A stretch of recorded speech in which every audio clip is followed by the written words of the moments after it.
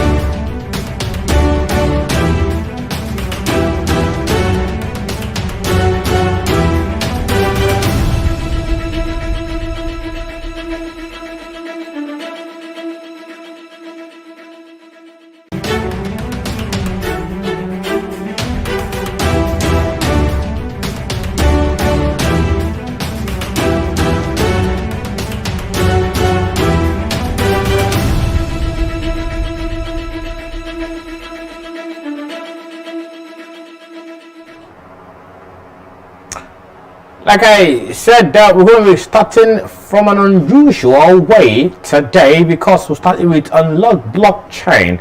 Of course, you want to think, of course, you would have expected me to start with a normal, the traditional Coins Extra newspaper with reputation, but I'm going to be starting in an unusual manner from another one, talking about Unlock Blockchain. That story is coming from Unlock Blockchain today, and I'm going to make sure I give it to you as fast as I can today. Now, I'm taking my first story from Unlock. It says that United Arab Emirates Exchange expands partnership with Ripple.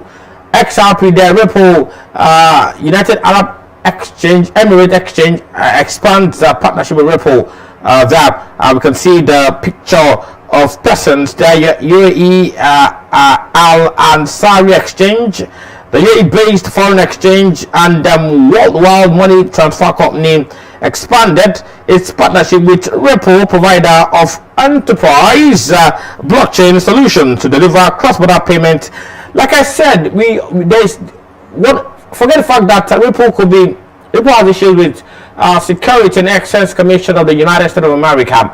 One thing that is notable, or that we can talk about Ripple, is cross-border payment. It's so, I remember sometimes in June I was talking to somebody, was it Bumi or who, who said there was a research carried out in terms of payment, and of course Ripple happens to do that stuff, talking about cross-border payment in a very short time. And of course I asked myself, but despite the fact that Ripple is facing a lot of issues with Security and Exchange Commission of America, it's still regarded as one of the best when it comes to cross-border payments and of course remittances. Talking about Ripple, and of course UAE Al Ansari Exchange will leverage Ripple Net Cloud, Ripple's global cloud-based financial network technology, to connect with leading money transfer technology company Money Match. Ripple had set up its regional headquarters in Dubai, United Arab Emirates. Of course, that's very good. Though through Ripple Net Cloud, Al Ansari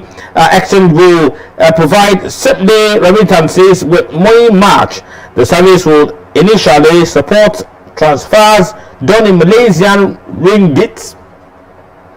Ripple Net Cloud allows banks and financial institutions to move away from aging and expensive legacy on-premises infrastructure and embrace the flexibility, speed, and of course resilience of cloud computing without the burden of hardware management. So what I'm saying that it will build out hardware, it will be everything will be on soft level. I recall that back some blockchain man talking about Oliver from our was talking about cross-border payments has been easy with the effect of blockchain. But that, by the way, now Ripple in this case is going to be doing justice to this one. Of course, Ripple doing justice, of course, with United Arab Emirates, and of course Al Ansari Exchange. It's going to be very nice for Ripple and Al Ansari exchange there, talking about cross-border payment, which will be very easy. So don't want to step money from maybe from Dubai or anywhere to say the Gulf country, Kuwait, or to UK, to US, to Senegal, to Nigeria, to Liberia, because they report that Nigerians are much more there when it comes to the country of United Arab Emirates, talking about Dubai. So it means that this will be a very good step, and of course a good one for that country, talking about UAE. Now I leave the story now. I go to another one. UAE based crypto fund invests in blockchain gaming company. UAE based crypto fund invest in blockchain gaming company, and of course that is Vorto Gaming, and of course that's very good. Vorto Gaming there, of course having Polygon, Capital, Flow, and the likes. Okay. Blockchain gaming company Vorto Gaming have raised $4 million USD in building in funding, I beg your pardon, via a closed investment round that will help deliver a virtual economy for games across the global community. And of course, the investment round, which ended in September, not last month, there saw the cryptocurrency of the company raise 25% over the initial target of $3.2 million set price to the round opening. Now, allowing selected personality or partners now to come on board and provide a valuable source of expertise and funding. And of course, as they look to build and increase the business infrastructure around Vorto Gaming and the Vorto network system, ecosystem, which of course very good if you ask me, talking about Vorto Gaming and Vorto system. Now, of course, a lot of industry leading investment firms, including UAE-based crypto funds, have been quick to throw their support behind the business with a diversity of coverage from geography, industry relevance, and thought leadership globally, including investors include Flow Venture, LD Capital, Bocco Fund, Dado Syndicates, and of course they're all involved as regards this. We're talking about the big one, of course talking about the UAE-based crypto fund investment in blockchain gaming company.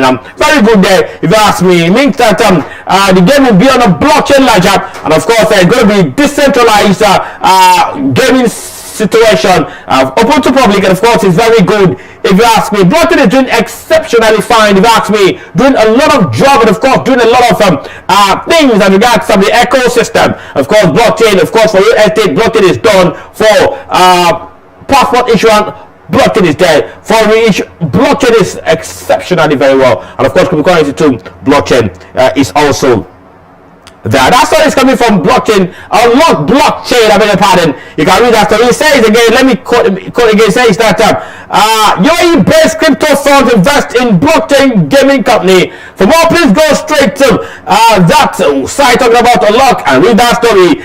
UAE. Okay, go to another story now. UAE DFSA regulates security tokens in newly amended regulations. That story is also here. Of course, you can read that story. If you ask me, of course, okay, let me go to that story as it were.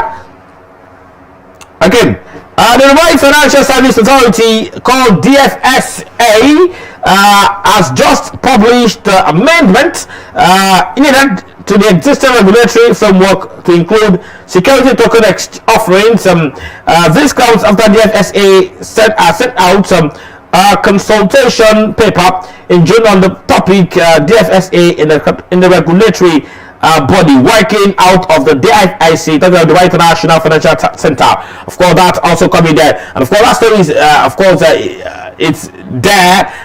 We see talking about the Dubai Financial Center.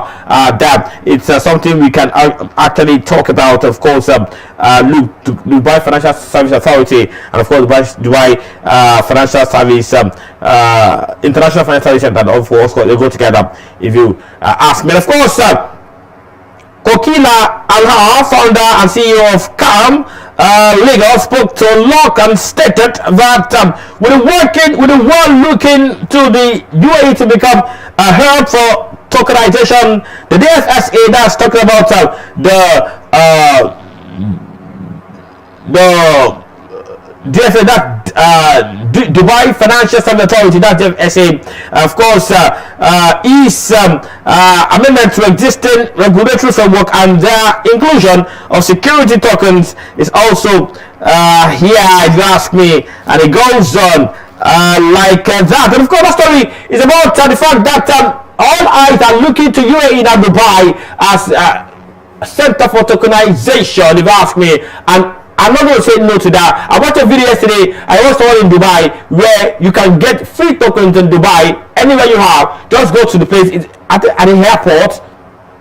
Just do the needful, and of course you can get what you so desire. And of course that's of course very important, if you ask me. And it's there now. Let me let you know that we look at, okay, before I leave that story, okay, I'll leave that story. I'll go to another story talking about the Boru Celebrity Token Launchpad, the future of fans metaverse. Of course, it's also here. Of course, the market ecosystem is built on Solana blockchain, and the Boru token itself is on Binance Smart Chain. Wow, that's very good. That's very good. Boru is on okay. The future of metaverse one is on Binance, and of course is on Smart Chain, is on of course is on Solana blockchain, which means it's actually working to do the needful, if you ask me there. Alright, you're watching CNETv, and of course it's Crypto Daily, your number one station when it comes to blockchain, cryptocurrency, and of course fintech. We'll go on a break now. When we come back, we'll be looking at some other media outfits. Preferably, we'll be going straight to Cointelegraph, and then we will do justice to you. Don't go anywhere. Please join us again.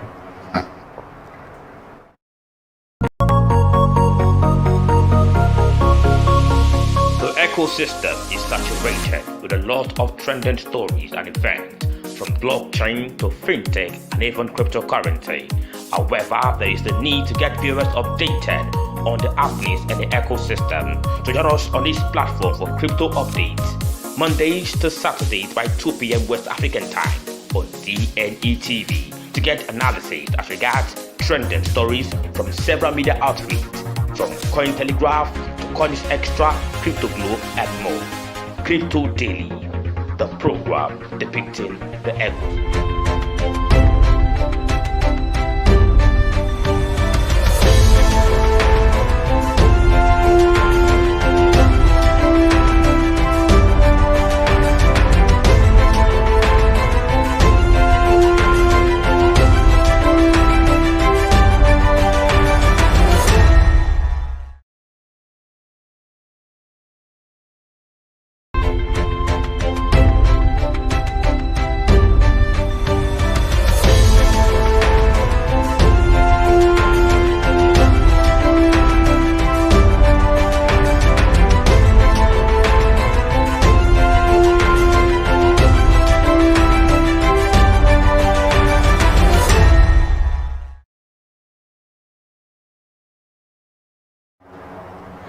Welcome back. You're still watching Crypto Daily from CNETv, and of course, we're going straight to.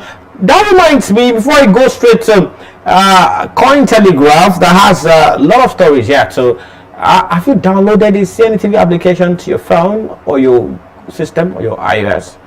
Of course, it's very important to download the CNETv application to your phone. All you need to do is just to pick up your phone and of course go to your Google Play Store or your iOS, and of course launch or download the CNETv application, and of course register and be a partaker of the juicy things coming from CNETv, if you ask me. Okay, we go straight to business now. FTX crypto exchange raises $420 million from 69 investors. Wow, that's very good. That's me. FTX users base has grown by 48%, while its average trade volume has increased by 75% since its funding round in July. FTX, one of the largest cryptocurrency exchanges in the world, had raised $420 million in fresh funding, bringing its total valuation to $25 billion. Now, the firm actually announced Thursday, that's today, that the FTX operator FTX Trading has completed a new Series B1 fundraise involving 69 investors, including Ontario Teachers Pension Plan Board and Singapore's state investment from Temasek. And of course, the other investors include major venture capital firms such as Sequoia Capital, Tiger Global, C Capital, Rabi Capital, of course, Lightspread Venture Partners, and of course, funds and account managed by BlackRock. Of course, these are what we expect, of course, seeing in that regard. Talk about that.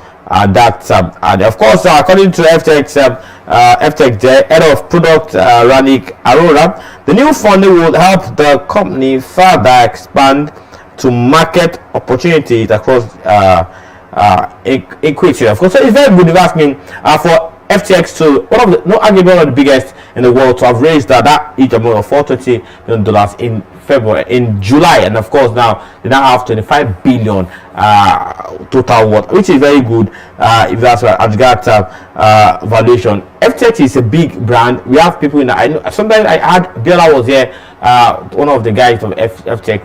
You need to speak about a lot of things there. Of course, so we can talk about all these. If you ask me, I've got FTX, and of course it will be very interesting. This is coming from Cointelegraph, and it says again, FTX crypto exchange raises $420 million from 69 investors. You can read that story from Cointelegraph. Alright, I take another story now, but I'll go on a break. When I come back, I'll still stick with Cointelegraph, and of course we'll be back. Don't go anywhere. Please join us again.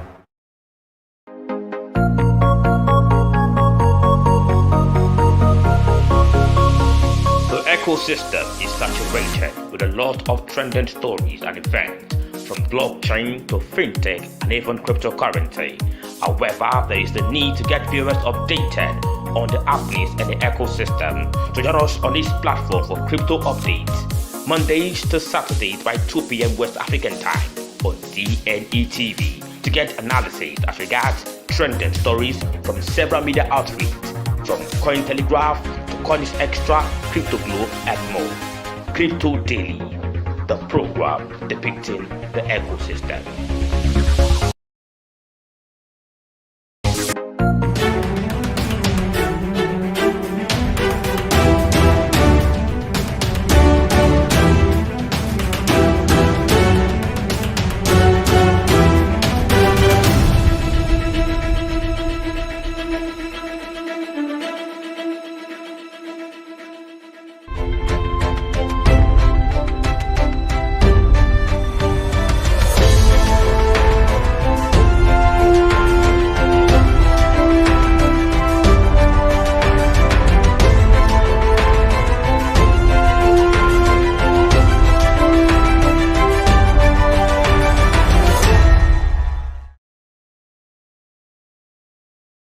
Welcome back. You're still watching the show talking about crypto daily from the super classic station, and of course the number one talk station when it comes to blockchain, cryptocurrency, and of course fintech. And I'll let you know that I'm still with CNETv here, and of course we're looking at a lot of stories coming from CNETv. Now I take this one. It says China's state planning agency calls for public opinion on Bitcoin mining ban. Wow. it looks very simple and very funny to me, if you ask me, because I know that despite the ban, Bitcoin is still going at a level that I cannot talk about, if you ask me.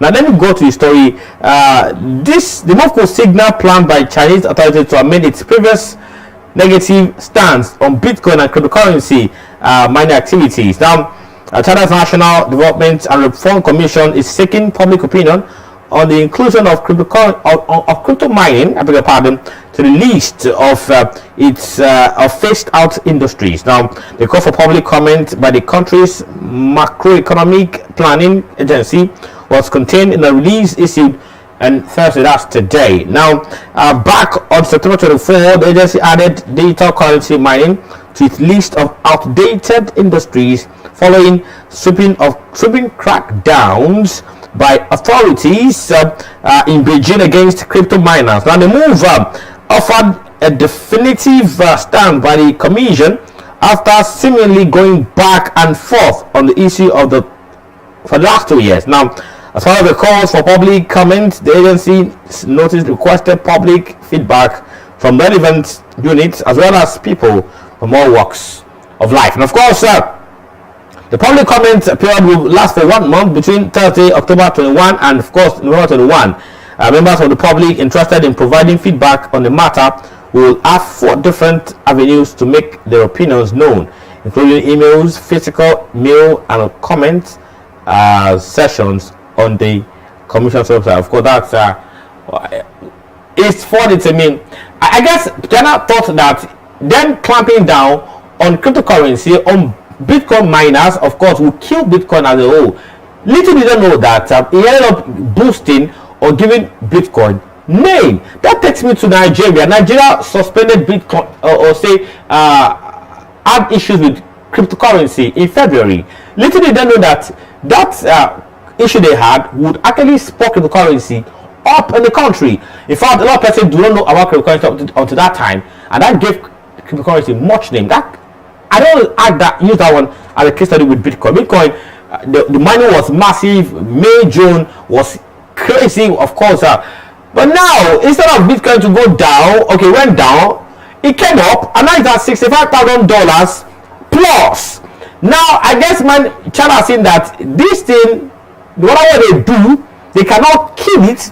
So that's why they're thinking, okay, let's have a rethink or a rejig of what we said earlier, but let's have it like we're having a public out debate and see what people have opinion about Bitcoin. Should we make it? Should we like it? Now, a friend of mine was in China a couple of months ago and told me that okay, in China the way they go to America is massive, meaning that they don't have a say in that country as much as they would have loved to see. Of course, you know, Xi Jinping is a very, I don't want to call it, is a man that is, he doesn't take shit and stuff like that. So, but in all, you know, with the situation of things, there's obvious that China are thinking of stylishly embracing cryptocurrency back, and of course stopping the clampdown. But one question that comes to mind is that China have over the years does or continually perfection of coming on Bitcoin miners. Now, if they say okay, come back, is there no possibility that again maybe next year, next 2 years, 3 years, okay? Because we have this theory that people said that the data yuan, that was why they were thinking of killing or downplaying or downgrade or killing a Bitcoin. That if Bitcoin is down, yuan will go up, and of course the data yuan will be a general acceptable thing, and of course will become another legal tender for one country or the other. Unfortunately, that let you know that the Bitcoin, the power of Bitcoin, I cannot explain. So this is coming from content that we say is that China's Tennessee State Planning Agency calls for public opinion on Bitcoin mining ban. Should it go or continue? Of course, that story is actually coming from them. They're talking about coin Telegraph. Now I go to another story on coin Telegraph. Says that sanctioned Russian oligarch urges central bank to embrace Bitcoin. Why? I don't know. Yesterday in the last 2-3 years now, we've had people from the Russian government speak about the Bitcoin or cryptocurrency. They call that there was a story around 3 years ago that the government of Russia said, fine, they are not ruling out the possibility of having cryptocurrency as a legal tender, but now it is not yet certain. Don't forget that China, Russia tried to make sure they downplay the power of dollar on them, and of course the rivalry of Russia and China is something that is long, and they call that when Donald Trump became the president of USA, there were rumors by the Democrats that the Republican, he was sponsored there was a sketchy issue in that election, but that's by the way. Now this one says sanctioned Russia oligarch urging central bank to embrace Bitcoin. Okay, Russian oligarch Oleg Deripaska has once again called on the Russian government to stop ignoring Bitcoin after the United States of America Federal Bureau of Investigation raided his homes in Washington and New York. Okay, in a Telegram post on Thursday, Deripaska argued that the Bank of Russia has been infantile in ignoring the growing cryptocurrency market, while the U.S. Department of the Treasury has been investing particularly in this direction. Okay, the billionaire emphasized that cryptocurrencies like Bitcoin have massive potential to not only help Russia avoid U.S. sanctions, but also weakens the U.S. dollar. Of course, stating, okay, let's go for a political point of view that if you accept Bitcoin, then it will weaken the US dollar. I don't know how that will happen, but I know that Bitcoin is not the money. Bitcoin is an asset. It's not money. Bitcoin is digital. It's not what you see or what you can take anytime, any day. That's where it's coming from. Coin Telegraph, you can read that story. I go to another one here. It says that JP Morgan says inflation concerns, not ETFs, driving Bitcoin price jump. JP Morgan says inflation concerns, not inflation concerns, not ETF driving Bitcoin price jump. Not talking about Bitcoin exchange rate fund there. Saying it's not ETF now, but inflation. Of course, inflation means persistent increase in price of goods and services without a corresponding change in demand. That's what we're getting according to what we're saying here. Of course, you can go to that story and read more.